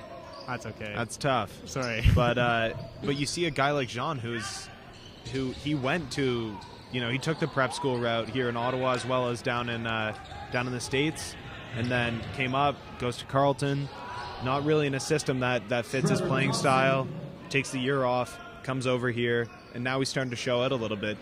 And you know, does that say something about the quality of Ottawa guys that we can take here and recruit into these schools that we've seen? There's guys at Carleton, you know, Phil and Tom are from out west, BC, and Richmond, BC to be exact. Yes, and you know, but have guys, you know, that come through here that are local kids that can make it. So, you know, does that say something about that a little bit?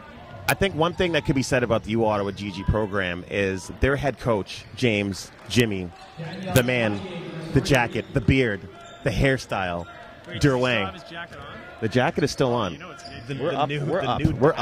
The jacket is still on. Papa Derwang. Yeah. Le nouveau nom en français, you know. Now, with all of these things James has done, don't forget, he was a community coach here in Ottawa as well, right? He coached local club here as well, played basketball, came up through the ranks like a Johnny did. So he understands the process. He understands the grind. He's not a coach who's going to sell you a story because he's never been through it. Yeah, that's exactly it. That makes a big difference. So now, when you're a player who's going through something and your coach has been through that, and they can coach you through it, they can take you through that, that makes a big difference. Yeah, we were talking about that with Adam Pizzuti earlier in the game, actually, how Pizzuti loves working with Coach Jimmy because he just understands him. He gets it. He was a point guard too. He was a player too. And as a point guard, you know, you want to share the ball, spread the ball around. Sometimes you got to take those shots. That's what Coach Jimmy just said. Hey, dude, you can get the ball in. Like, we know you can shoot. So when you have the opportunity, just take it. And I would say Coach Jimmy D is the new age of OUA coaches. I mean, he's been here for a few years, but he's definitely making a statement. From a coaching perspective, know that you're cutting your teeth a little bit more at coaching. What do you see fundamentally that the Gee Gees do to dismantle a team like Brock? No matter what, if we're not really 100% sure how good they are, you don't know about the rankings, but we know that they're a good team no matter which way you cut it. Just one of the top programs in the OUA, and Coach Jimmy said it before that maybe they have some of the best talent in this OUA team. But what do the Gee Gees do fundamentally to shut down Brock, keep them to 57 points, and almost break 80 points here for themselves with 4 minutes left? You know, one thing they do really well that if you watch the U Ottawa Gee Gees is they do everything fundamentally sound. You know, one thing I like about Jimmy as a head coach is he doesn't really kind of he doesn't round hole square peg his players. You know what I'm saying by that? So he knows what each one of his players can do, and he kind of sets the parameters. Says, this is a box.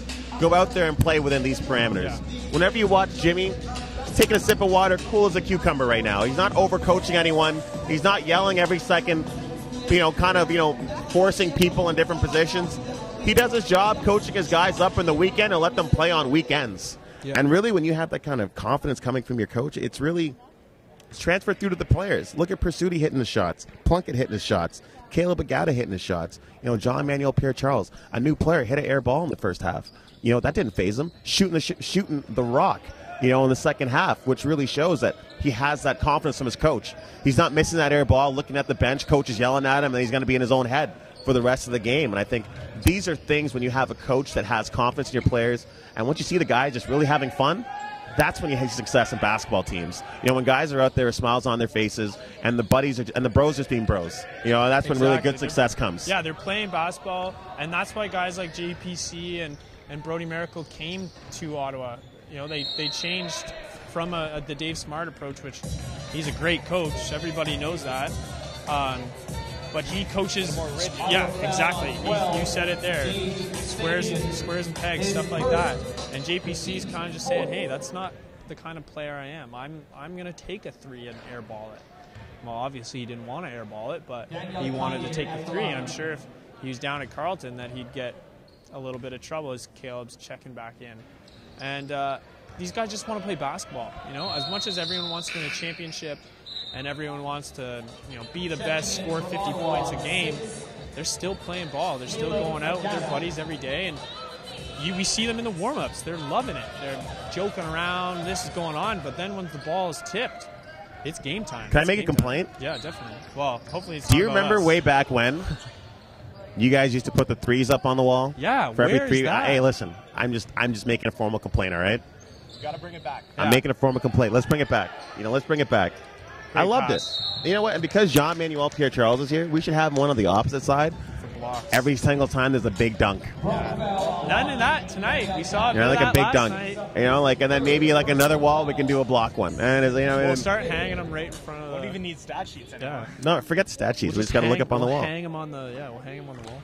But you know what? Hey, listen. Jean Manuel Pierre-Charles will miss an open three, but God bless his soul, he's not going to miss a free throw.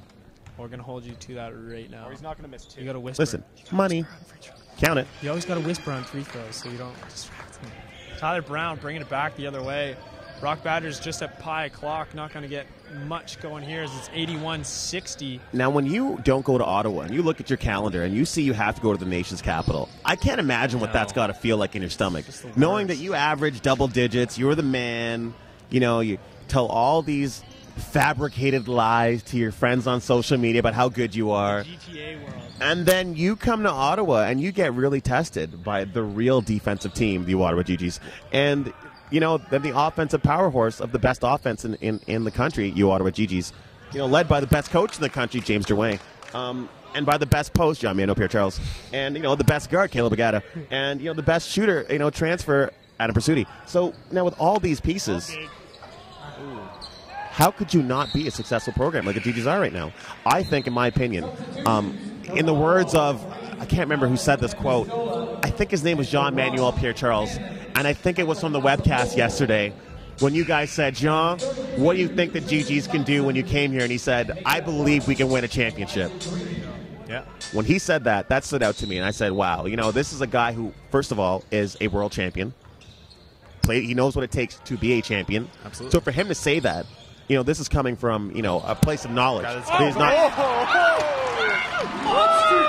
Jean-Emmanuel Pierre-Charles. The voice. Holy shit. I had to bust it out. Absolutely. You keep it tucked away. You've got to put it on. It's T-Pain with the auto-tune. Oh, man. Jean-Emmanuel Pierre-Charles. He's the man. And honestly, if we can just 1 second, give a big shout-out to his mother. She's always in the stands, student section, no matter what team he's playing for, screaming her heart out. Jean Manuel Pierre-Charles, what a great player. I am so happy to see him in the garnet and gray. It makes my heart smile. There he is. And another one, like you were saying, with the system that's been going on in the OUA for as many years as it's been, where you get Carleton and you get Ottawa on the same weekend every time. And, you know, of course, there's reasons for that. But after the success that these two teams have had, do you think there's any time where you might split that up? Because as long as I've been here, mercy. I've never seen no that. mercy. Because you see a team like Algoma, what do? You open your season, get these two teams. Yeah. Welcome to your gym. You know, they're tough teams. And, Hey, listen. You try to get up, but I feel, as a head coach, I feel that we set up our kids for a false expectation of life. We set up our kid. I feel like right now where everyone, you get sixth place, you get a medal and a pat in the back and a good job, Jimmy. But unfortunately in life, when you go out to get that job and you don't get it, there's no medal. You know what I mean? When you go out in life and you try to get something done, it doesn't happen. You got to go back to the drawing board and fix it. When I grew up and I played sports, there was no consolation round. There was no friendly championship round. If you went in there and you pooped the bed, as they say, you go home and you think about it for that long bus ride home about why you didn't get it done. You go to off, so you don't get it done. You get a long bus ride home from Windsor, wherever it was, thinking about what you didn't do to get it done right. And then you go in the off season and get your work in to go back and get it done. But when you're looking at that nice little shiny sixth place consolation medal in your bedroom, I'm not too motivated to go out and put some jumpers. I can get some jumpers up in 2K instead. You know what I mean? So now with all that being said, I really appreciate that, Ottawa's a place where teams can come and really get humble. There's no fifth place consolation trophy when you go through Ottawa. There's only 2 losses in your win-loss bracket. Exactly, yeah. You might go 500 if you're lucky, but I promise you that one win is not going to be right here at Montpetit Hall. I can promise you that right now. Just to update the kids at home watching, the technical foul called on Coach Charles Kissy of the Brock Badgers. And Victor, this is a question for you. You're a coach of a team in the OUA. I'm not going to put a coach on it as Carleton is leading over the McMaster Marauders 72-64, so not as distinctive as a victory as the Gee Gees did, but nice move by Calvin Epistole to slice and dice and get to the basket in the 14th quarter. Yeah. So yeah, you're Ottawa U is a very, very, very world-renowned university because academically, that U Ottawa decal means a lot more. Definitely. Just to finish off this question here for you, Victor, you're a coach of a middle-of-the-road OUA team, and you see that you're traveling to Ottawa, December 2nd and 3rd. Who do you want to play first? Do you want to play Carleton first, or do you want to play U Ottawa first? To be honest, the old St. Pat's head coach, Matthew Kozlag, his philosophy, which I adopted, which I transfer forward to my young guys, I tell them this. I don't care who we're playing, to be honest with you. Okay. Across our chest is St. Pat's Irish. At the end of the day, we're going to run our system longer and harder than anyone's going to run it against us. And for that simple reason, we're going to come out as the victors. Oh, yeah? And if we don't do what we're supposed to do, it's the only reason we're going to lose. And if that's your mentality going into games, it doesn't matter who you're playing. It doesn't matter. Like, we'll play Ottawa U next week. We'll play Carleton next week, St. Pat's Irish. Granted, we're going to get 100-piece, but the thing is you got to come in with that mentality. And whatever the outcome is, that's the outcome. But you can't go in as a coach and tell your guys, all right, guys, well, let's try not to get 30. That can't be your mentality, But you got to be realistic, too, right? You got to know your personnel. And you also, it's a learning experience, right? Because maybe if you're a first-year coach in the OUA and your team's 500 and you go play Ottawa, what's going to happen 3 years later, right? Yeah. All right, next question for you. Who's going to split the wins on a weekend in Ottawa? Nipissing Lakers. Oh, yeah?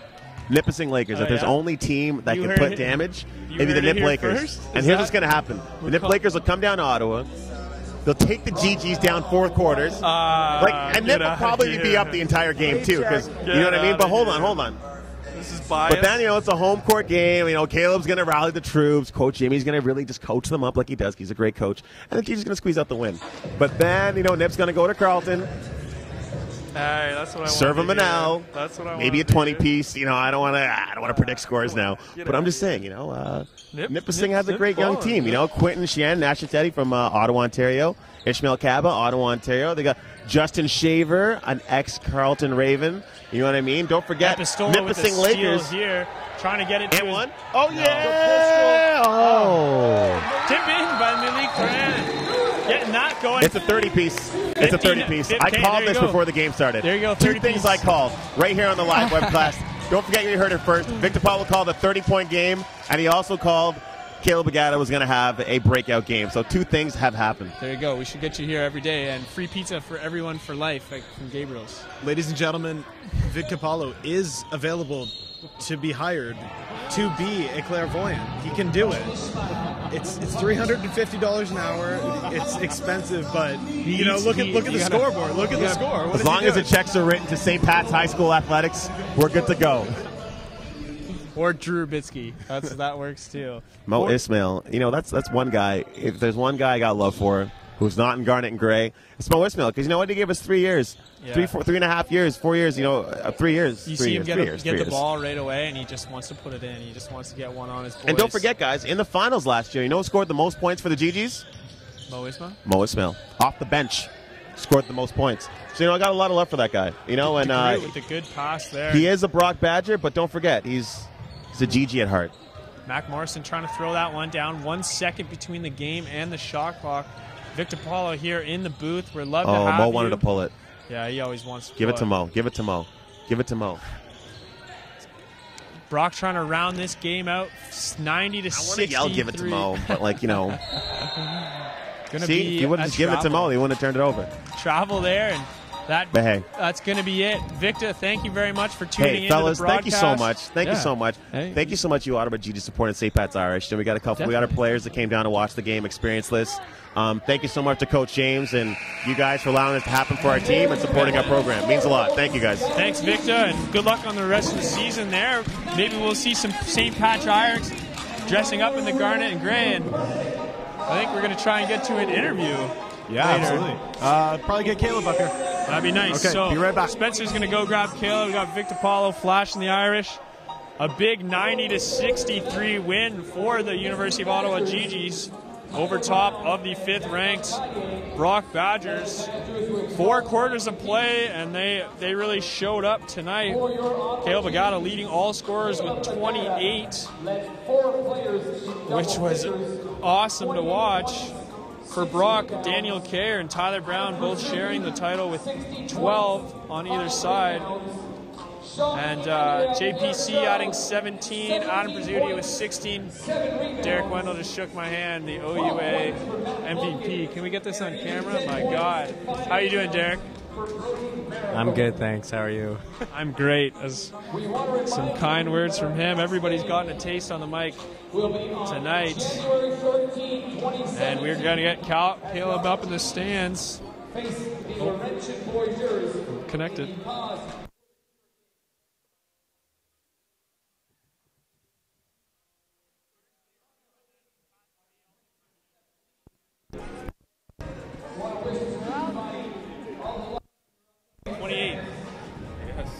All right, Caleb. So here we go. You know, yesterday it was a pretty good game, 17 points for you. But today you just went in. You know, how good does it feel to kind of get up there again, have that game, get a big win? Brock's a talented team. So you know what you were coming into this weekend, that those are 2 top 10 ranked teams. And you had to get 2 big wins, and you did it, and you kind of shepherded the win today. So, you know, talk about the team. Well, Brock is a really good team. They've played some hard teams in the OUA, and they've won. So all respect to them. We just came out. We played super well. Jean was in foul trouble a bit, so I had to take over. I don't know. Like, we just played a great game. My teammates, every one of us, we all went to work. And so, you know, when you have this this feeling as a 5th year now, you know, it kind of happens quick, right? Like, before you know it, you're that fresh-faced kid right up there, and then now here you are. You're in 5th year. This is your final home opening weekend, and you know, talk about the journey that it took to get here from coming in from Burlington all the way into here. It's been a long and amazing ride, honestly. Coming to Ottawa U was the best decision I've ever made in my life, without a doubt. The people I've met here, the type of basketball I've learned here is just unbelievable. I'm so thankful, and being in my 5th year is bittersweet because it's almost over, but at the same time, there's nowhere else I'd rather be. Excellent. And being in your 5th year, it must have felt good to play against an old friend, a former Gee Gees, Mo Ismail. Tell us how that went.